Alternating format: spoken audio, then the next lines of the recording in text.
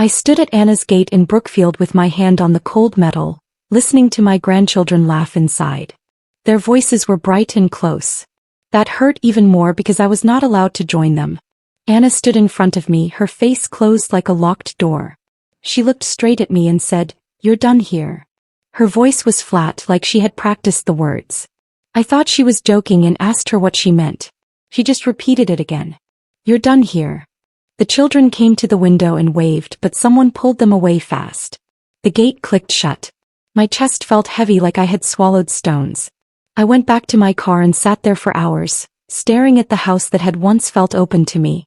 My daughter had cut me off from my own grandchildren and I did not even know why. As the sky grew dark, my phone rang. I almost ignored it, but I answered. A firm voice said, "This is Daniel Cross. I am Anna's divorce lawyer. We need to talk." I gripped the phone and realized something much bigger was happening than I had ever guessed. The next morning I walked into Daniel's office with my stomach tight and my hands shaking. He was calm and serious with folders already open on his desk. He asked me to sit, then told me Anna was filing for divorce from Evan Ward. The words felt unreal. Then he said my name appeared again and again in their case. He called my part central. That word sat in my mind like a weight. He explained slowly that Anna believed I had betrayed her. She thought I had helped Evan during the marriage and given him private information that could help him take the children. Hearing that made my heart hurt in a deep, slow way. My own daughter believed I would harm her like that. He asked when I last spoke with Evan and I said months ago. I told him I had never chosen sides against Anna. He watched me as if measuring every answer. Then he said very clearly, "Your daughter believes you betrayed her." Suddenly her cold eyes at the gate made sense, but the reason still didn't. He said he would show me proof of what she saw. I realized this was not just about court. It was about my family breaking apart. Daniel pushed several papers toward me. My name sat at the top of them in bold text. According to those documents, I had given Evan private facts about Anna's life, habits and fears, so he could use them during the divorce. It even said I wanted him to win custody. Reading it felt like looking at a picture of myself that was twisted and wrong. I told Daniel I had never done any of those things. My voice cracked, but my words were clear. I loved my daughter and my grandchildren. I would never help anyone take them from her. He watched my face closely and asked again if I had ever helped Evan. I told him no. Finally he nodded and said something that chilled me even more. If I was telling the truth, someone had used my name and identity. Someone close enough to know our lives. Someone who wanted Anna to believe I was an enemy. I thought about family meals, holidays and quiet talks. Who would do this to us? Daniel said courts follow evidence more than feelings. If we could not prove the truth, Anna might never believe me again. The stakes became painfully clear in that moment. Daniel showed me printed messages next. They looked like they had been sent from me. My name, my picture, my tone copied badly. I read them slowly, my hands shaking. The messages were cruel. They said Anna was weak. They said Evan should take the children. They sounded like someone trying to wear my voice as a mask. I felt sick. I pushed the pages away and said I had never written any of those words, not even in anger. They were nothing like me. Daniel said he believed they were forged. Certain phrases and mistakes did not match how I normally spoke. That meant someone had tried to become me on purpose. Not in one moment, but over time. Someone wanted Anna to hate me enough to cut me out completely. He asked me the hardest question of the day. Who in my family would benefit the most if Anna and I never spoke again? One name rose in my mind before I could stop it. Clara. My younger sister. I did not say it out loud yet, but my heart already knew I was not wrong. Cold fear settled into anger I could not ignore anymore. Evan asked to meet me in a quiet cafe far from anyone we knew. When he walked in, he looked tired and worn, like sleep had left him months ago. He sat across from me and spoke slowly as if afraid of his own words. He said he had received those messages and believed them completely at first. He truly thought I had turned against Anna and supported him taking the children. He admitted he grew colder toward me because of it. Then he said something new. He now believed the messages were fake. He had noticed changes in Anna even before they arrived. She had grown scared and suspicious, like someone had been whispering to her for a long time. He suspected someone inside her circle, someone she trusted without question. Then he gave me a folded paper. A list of people always nearby before their worst fights. He said he did not want to fight anymore. He wanted the truth for the sake of the children who still needed both of us. I left the cafe holding that list, feeling grief, anger, and a small, sharp hope. Someone close to us had built this mess. I was ready to find out who. I went home and opened my laptop again. I scrolled through Anna's social pages like I had done many times before, but something new hit me hard. Every picture of me with my grandchildren was gone. It was like I had been erased from their lives on purpose. No birthdays. No holidays. No small moments on the couch. I felt tears rise fast.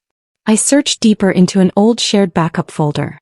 At the bottom sat a file named, "Do Not Open." The name alone made my heart beat faster. Someone had tried to hide something there. I hesitated, then clicked. A video window opened. At first all I heard was my daughter crying. Not soft crying. Real crying, the type that comes from fear and confusion. Then another voice began to speak. Calm, smooth, controlling. It guided Anna's thoughts the way hands guide clay. It said I was the problem. It said I would cost her the children. It told her to cut me out. I knew that voice before my mind even formed the name. It was Clara. My own sister. I sat frozen as the truth finally showed itself, not in guesses, but in sound I could not deny.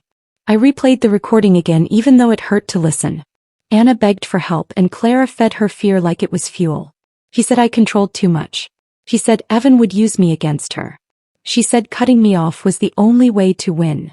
Those words were sharp and steady, spoken by someone who had already decided the ending. I felt grief but also a new kind of anger, strong and clear. Clara had stood in our home many times with a smile on her face. Now I heard what lived behind that smile. I thought about childhood, old jealousy, small comments she made over the years. They all lined up now like dots connected by a single dark line. She had not acted in a moment of heat. She had planned this slowly, piece by piece. She had taken my daughter's trust and twisted it until Anna believed I was the danger. I closed my laptop and knew what I had to do next. I could not stay silent and watch everything fall apart. I had to face Clara not as a sister only, but as the person who broke my family on purpose. I drove to Clara's house without calling first. When she opened the door, she looked calm, even pleased to see me. I told her simply, I heard the recording. For a second her face was blank, then she gave a small shrug. She did not deny it. She said she was protecting Anna, that I always took over, that Anna needed freedom from me. Her voice sounded almost proud. I told her she had lied, poisoned my grandchildren and pushed Anna away from me. She did not look sorry. Then she slipped and admitted she had met Evan alone before the separation. The truth stood between us without needing more words. She had been pulling strings on both sides of the marriage. I stared at her, trying to see the sister I once trusted. Instead, I saw someone who believed she deserved control and money and power over our family. She stepped closer and spoke in a low voice that chilled me. Walk away or you will lose them forever. It was not advice. It was a threat. I left shaking but certain. Claire was the one who had done this. Now the truth was no longer hidden in shadows. A day later Daniel sent more documents. He said they came from the children's school records. When I opened the packet, my heart broke in a new way. Inside were drawings and short writing pieces my grandchildren had made. In them I was shown as someone dangerous, someone they had to avoid. Colorful crayons had been used to draw me far away, with lines and walls between us. One page said, Aunt Clara said Grandma makes trouble. I pressed the papers against my chest and cried. This was not only about adults anymore. Lies had been planted inside small hearts. They had been taught to fear me not through truth but through stories repeated over and over. Daniel told me calmly that the records proved manipulation. They showed someone had shaped the children's fear, not just Anna's. I wiped my tears and told him I would not stop. I wanted the children to know me again, not as a story someone invented, but as the grandmother who loved them every single day. The pain was heavy, but my resolve became heavier. Claire had written a script for all of us. I was finally ready to tear it apart.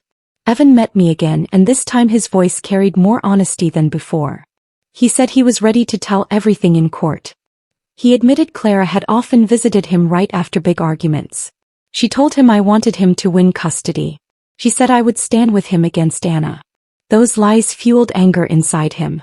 He used them during fights and everything kept getting worse. Now he could see the pattern. Claire arrived, something broke, then more distance followed. He said he regretted listening but also understood how carefully Clara had worked on both of them. He agreed to testify to say he had been influenced and misled. For the first time we were on the same side of something. Not as friends. Not even as allies by choice. But as two people who had finally recognized the same enemy. I told him I cared about the children and he nodded. We both knew they had lived in a storm they did not create. As we left I felt different. Not powerless. Not erased.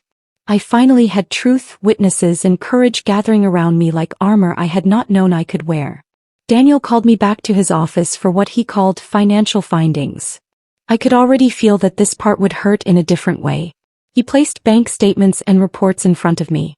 Clara had convinced Anna to give her control of the family finances by saying I was careless with money and could not be trusted. Once she had access, the transfers began. Large amounts moved straight into Clara's accounts, hidden as help, consulting, or temporary loans. Anna did not even know most of it had happened. It was like watching someone steal in slow motion while smiling.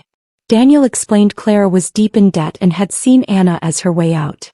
My hands tightened on the table. This was not only jealousy. It was need mixed with envy and control. Clara had pushed me away so Anna would lean only on her, and then she reached into everything she could touch. Daniel said this strengthened the legal case. Fraud. Manipulation. Identity misuse. I stared at the papers, feeling angry but also strangely calm. I was past shock. I wanted protection for Anna and the children. Clara had already taken too much. It had to stop before there was nothing left to save.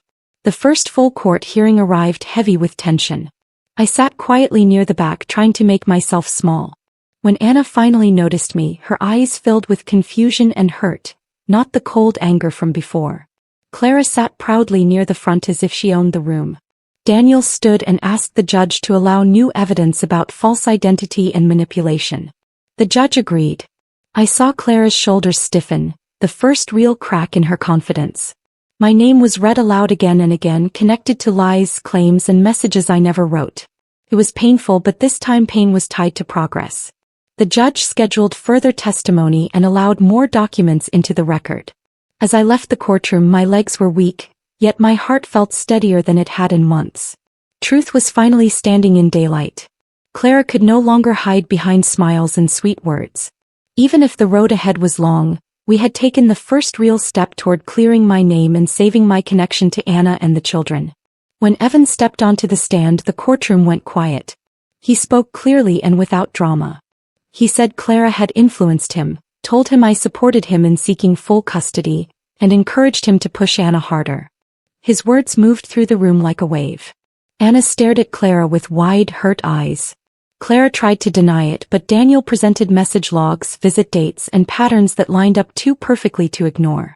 Every time Clara appeared, something broke inside the marriage soon after. You could see the judge piecing it together in real time. Clara began to stumble over her answers. Her calm tone cracked. It was the first time others saw what I already knew. She had not simply made mistakes. She had aimed her choices like arrows. Sitting there, I did not feel victory. I felt sadness for everything we had already lost. But I also felt something important rise inside me. For months I had been painted as the villain. Now the truth finally had its own voice. Then Daniel revealed Clara's old phone, the one taken through subpoena. The screen showed two messaging profiles. One was clearly hers. The other used my name and picture. It was the account used to send Evan the fake messages. Seeing my own face on something I never created felt unreal. Anna covered her mouth, tears streaming down her cheeks. Clara's face drained of color, but she still tried to act calm. The judge looked through the record carefully and did not hide displeasure. The second account proved the impersonation clearly. No story or excuse could erase that now. I felt my shoulders relax just a little, like I had been holding up something heavy without knowing it. The lie that had stood between Anna and me for months was finally exposed, not by my words, but by hard evidence no one could twist. Anna turned toward me with eyes full of shock and grief, not anger anymore. That small change meant everything. During recess, Anna walked toward me slowly, like each step was difficult. Her hands trembled. When she spoke, her voice was soft and unsure, not sharp like before.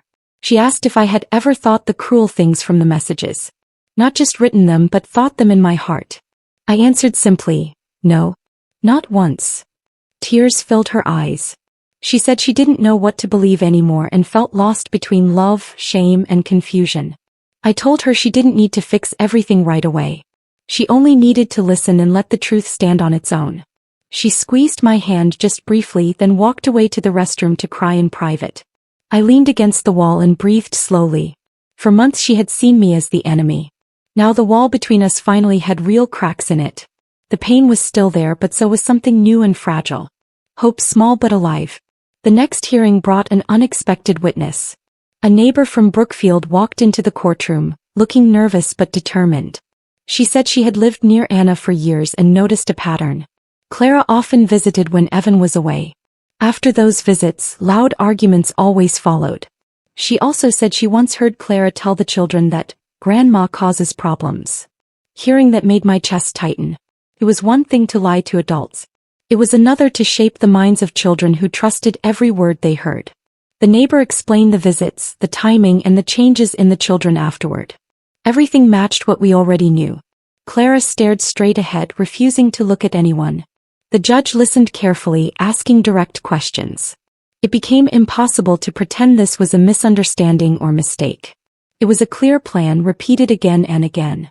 I watched Anna as she listened. Her face showed shock, sadness, and anger all at once. For the first time she finally saw the full picture forming. It hurt both of us, but the truth was finally strong enough to stand without shaking. A financial expert testified next, and the story grew even darker. He explained in simple words that Clara had been drowning in debt long before the divorce started. Then he showed how she slowly made herself the only trusted person in Anna's life. Once Anna leaned fully on her, Clara gained access to accounts and transfers. Bit by bit, money moved from Anna's life into Clara's hands. Then came the final reveal. Travel plans had already been made. Clara planned to move Anna and the children out of the country after the divorce. Far from Evan, far from me, far from anyone who knew the truth. My stomach dropped when I heard that. She had not just tried to separate relationships. She planned to remove them completely from our world. Anna sat frozen, tears falling silently. Evan looked stunned and guilty. I felt grief and anger rise together, but also relief that the plan had been exposed before it was too late. The courtroom was silent. Everyone understood now that this was not family drama. It was control, money, and betrayal woven tightly together. During the break, Anna finally confronted Clara in the hallway. Her voice shook, but strength filled every word. She asked how Clara could lie to her, steal from her, and turn her against her own mother. Clara's mask dropped completely. She shouted that Anna always chose me. She yelled that I had everything while she had nothing. Years of jealousy poured out in harsh words. She said she deserved the money after everything she gave up. Her voice echoed down the hall. Security moved in when they stepped too close. I stood still, watching the truth spill free at last. Claire did not sound like a protector. She sounded like someone who had carried resentment for a lifetime and finally acted on it. Anna backed away, crying, finally understanding what had happened to her marriage and her family ties. That moment hurt more than any court document. It showed the true root of everything. Jealousy that had grown until it swallowed love, honesty, and even family loyalty. The sister I once knew was gone, replaced by someone I could no longer recognize. When the court resumed, Daniel suggested something I had not expected. He said Anna should request a protective order to keep Clara away while investigations continued. Anna hesitated because part of her still remembered the aunt who once laughed with her and gave her advice. I spoke softly and told the judge my goal was not revenge, only safety. We needed space to heal without Clara's influence returning. The judge agreed and granted a temporary no-contact order with a review date.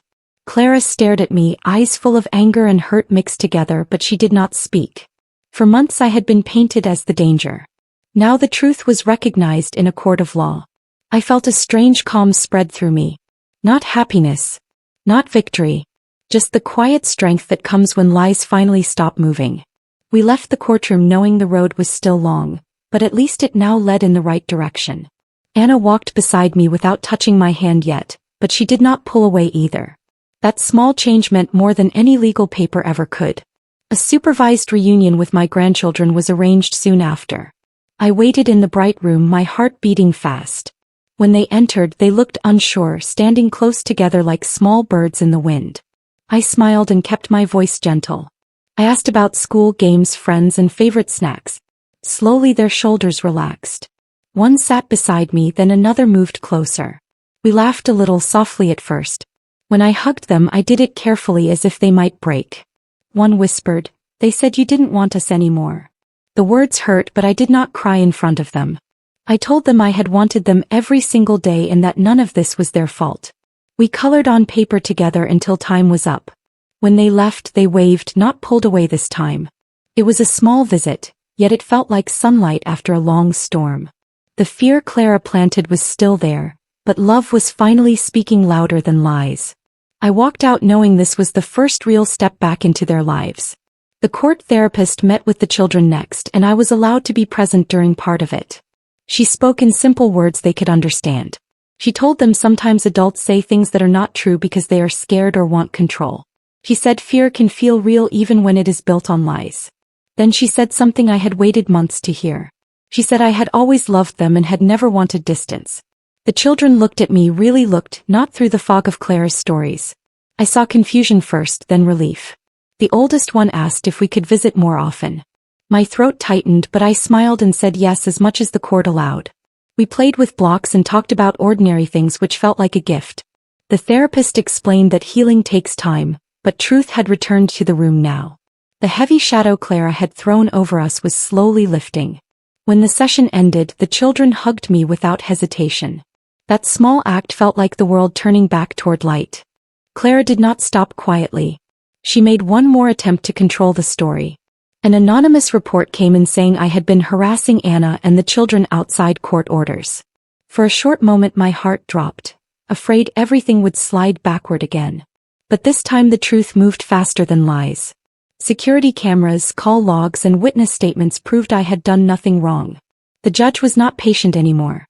He said this final false report only showed more manipulation.